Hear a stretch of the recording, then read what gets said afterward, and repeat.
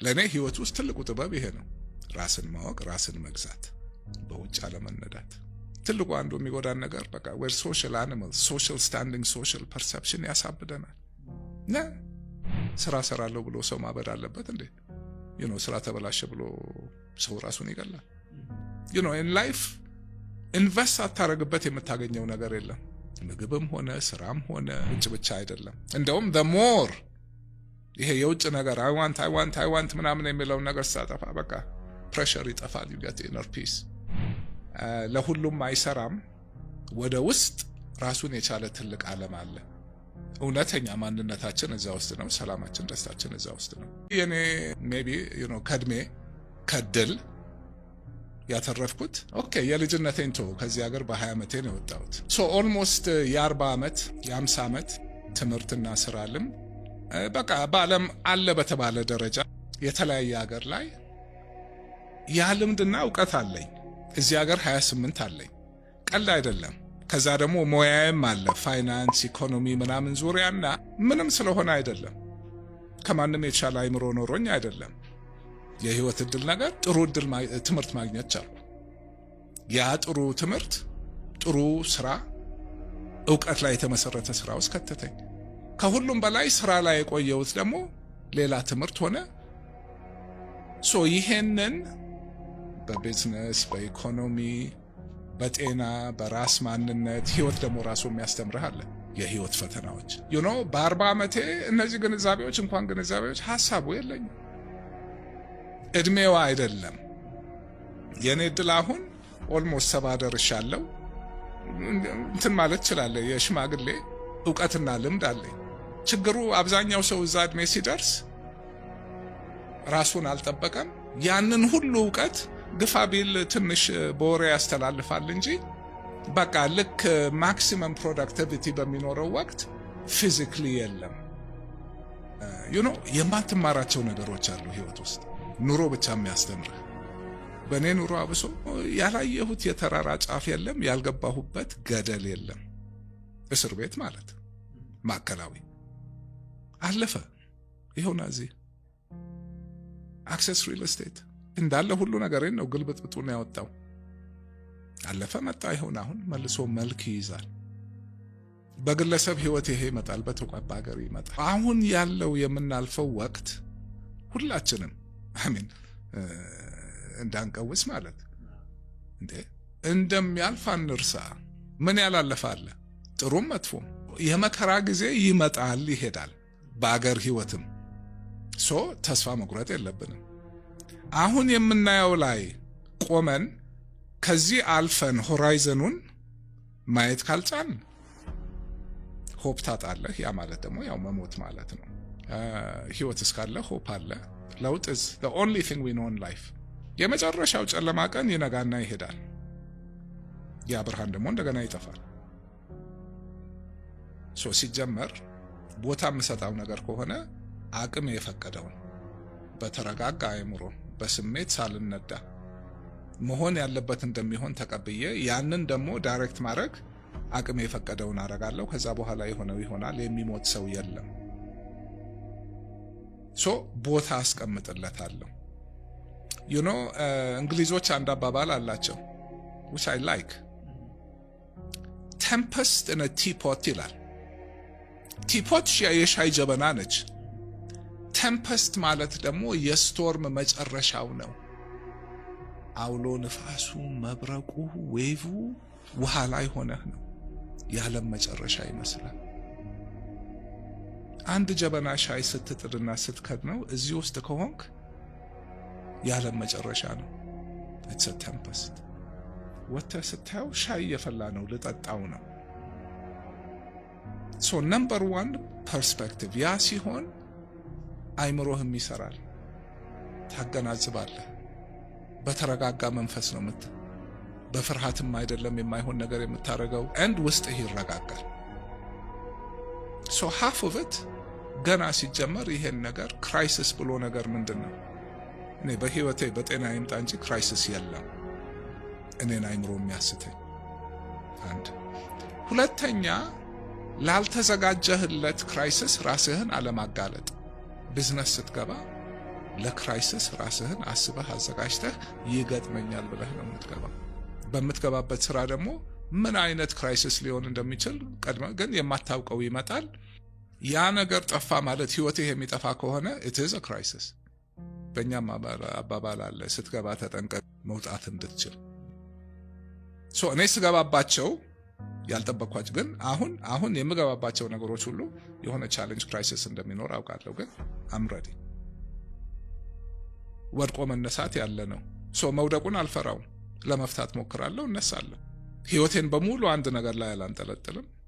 ክራይሲስ ይመጣል። ትልቁ ነገር ግን ኦኬ at the end of the day ሁሉ እንዳለ ሆኖ እንዴት ነው አይምሮዬን ሳላስነካም አልፈው?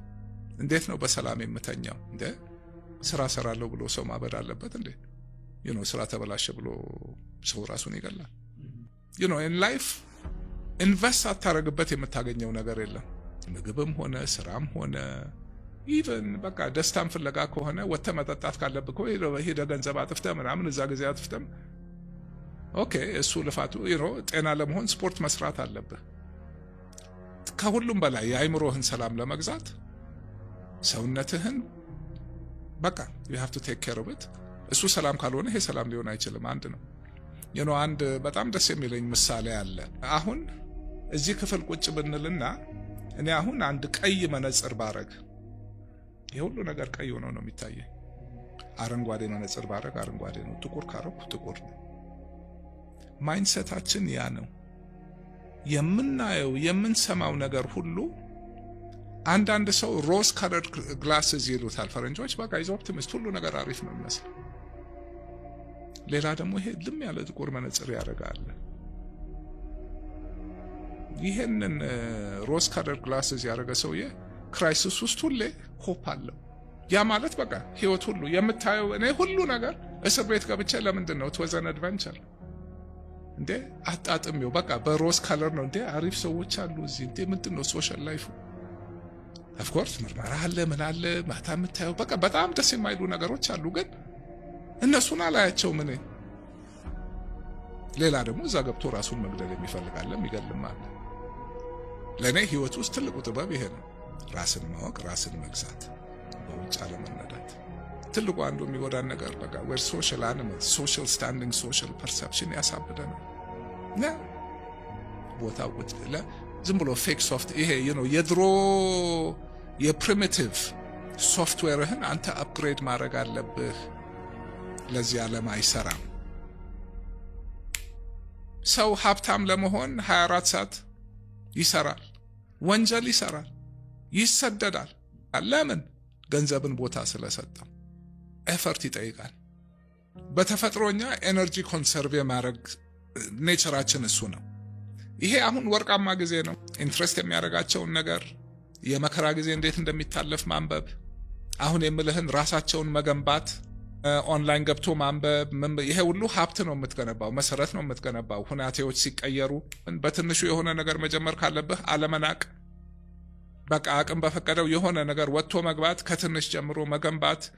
አንድ ፎርሙላ የለም። ሁሉም እንደ አካባቢው እንደ ሁኔታው ምን ይለያያል። ትልቁ ነገር እንደ ሰውኛ ምንድነው ህይወት ውስጥ ትርጉሙ? we're emotional beings። ሁሉ ነገር ስለ ኢሞሽን ነው። አንድ ነገር ለምንድን ነው ደስ እንዲለን? ገንዘብ ለምን ደስ እንዲለን? ምግብ ለምን? ለሰርቫይቫል። ምን ዝም ብለህ ቁጭ ብለህ ያለ ምንም መደሰት ትችላለህ። ሜዲቴት ማድረግ፣ ራስን ማወቅ፣ በቃ ያንን ተለማምደህ አንብበህ ስለሱ አውቀህ ምናምን ነው የምታረገው። እዛ መሃል ግን ራስን መገንባት አለ። ለሚመጣው ቀን ራስን ዝግጁ አድርጎ እውቀት ገንብቶ ራስን ገንብቶ ከሁሉ ነገር በላይ ደግሞ በቃ እነዚህን ነገሮች በማድረግ ወቅቱን በመረዳት ካሁን ካለው ነገር ወጥቶ ኦኬ ይሄ የሚያልፍ ነገር ነው፣ እስከዛ ቆይ እብዳልሁን አትሊስት ማድረግ የምችለውን ራሴ ላይ ኢንቨስት ላርግ። ውጭ ብቻ አይደለም። እንደውም the more ይሄ የውጭ ነገር I want ምናምን የሚለውን ነገር ስታጠፋ በቃ ፕሬሸር ይጠፋል። you get inner peace።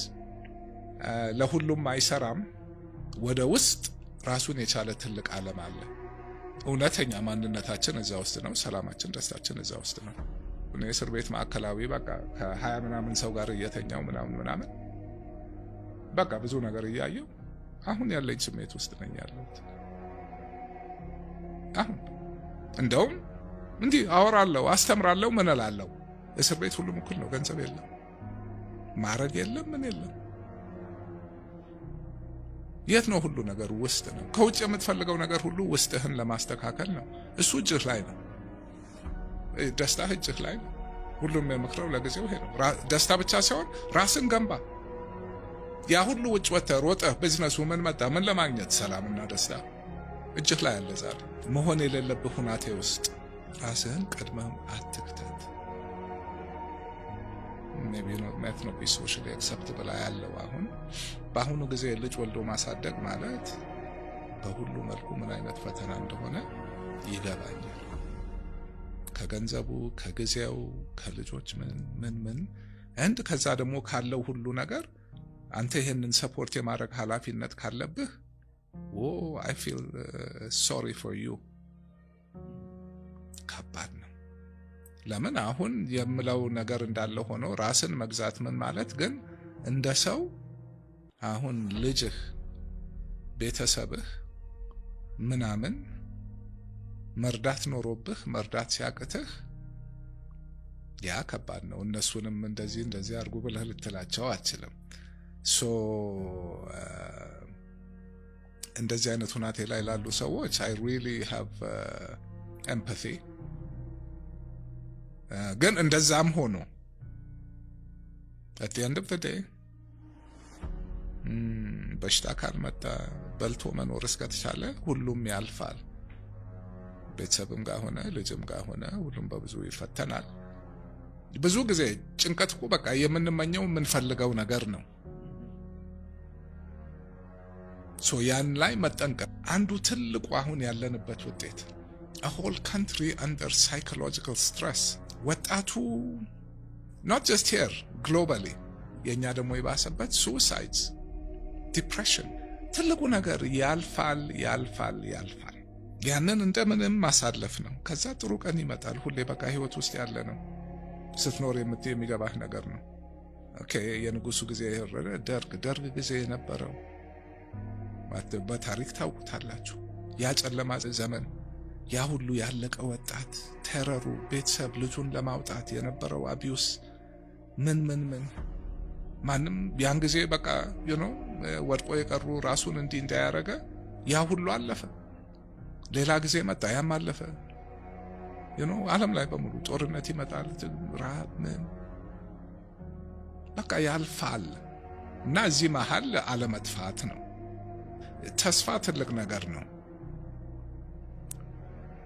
ይለወጣል፣ ሌላ ቀን ይመጣል ማለት ተስፋ አለ። ያንን ማሰብ ካቃተህ ያኔ ነው ሰው ራሱን የሚያጠፋው፣ ዲፕሬሽን የሚገባው።